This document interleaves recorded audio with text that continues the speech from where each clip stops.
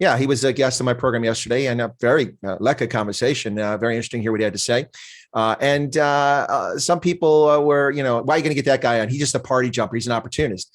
Well, I mean, maybe he is, maybe he's not. Let's ask his view and listen to his thoughts, and then judge for ourselves what he Yeah, says. it's weird how people, make a judgment on somebody before they've even heard them plead their case. Some of these people would make terrible judges Yeah. because they wouldn't be listening the whole way through the trial.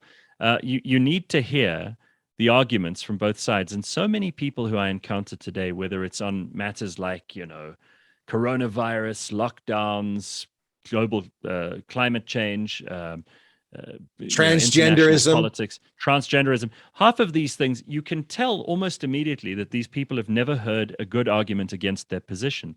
And I think that it's a very, very it's an arresting thing to meet someone who's only really got doctrine and dogma and brainwashing in their arsenal of tools when it comes to an argument. And the moment they're confronted by a different point of view, which is also sometimes accompanied by fact, and sometimes by someone who's more articulate than they are in proposing a better argument, they fall to pieces. And I think that you need to be sure of your convictions, and you need to be sure of them on a first principles basis. Otherwise, you're looking for trouble if you argue with people who are probably going to know more than you and may just make you cry. Well, last year on my program, I had a known personality whom I won't mention on my channel because I don't want people to just take it in the wrong context. But this person told me I was naive because rather than focusing on the murder of white Afrikaans-speaking South Africans on farms, I discuss the issue in terms of rural insecurity because people are vulnerable in rural areas. The police can't respond. They don't have the equipment. And if you look at statistics, it's not just white farmers, although that's a cause I've been championing for many years in the classified world, in the policy world, in the U.S. government, and then publicly since I've retired. But it's a rural insecurity issue. And I was told that I was naive. Yeah. It's not that. It's white genocide. And I was like, okay, all right. I really don't know what to say about that. You're obviously not interested in having a conversation. You have a worldview and you're inflexible.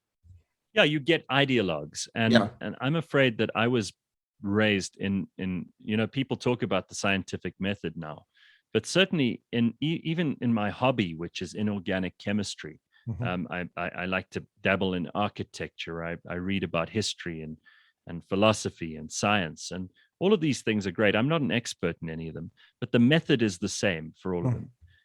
You try to ascertain in laboratory conditions what is true. And in order to ascertain what is true, particularly in the much more numinous fields of, the humanities, you try to ascertain what's true by having rigorous conversation, sometimes debate, and sometimes it even gets a bit aggressive, and that's fine.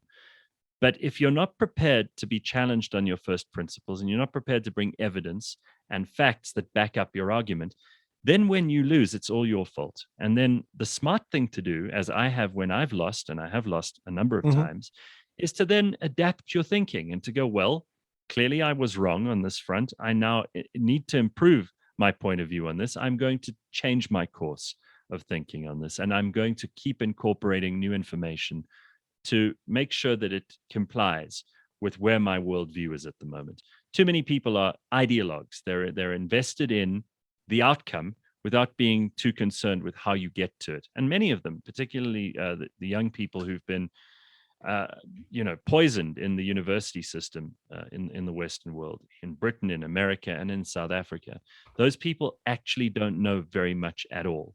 They've just been taught a number of rhetorical statements. They've been given some platitudes, and they go out into the world and they think if they speak these magic words, it'll make them sound clever.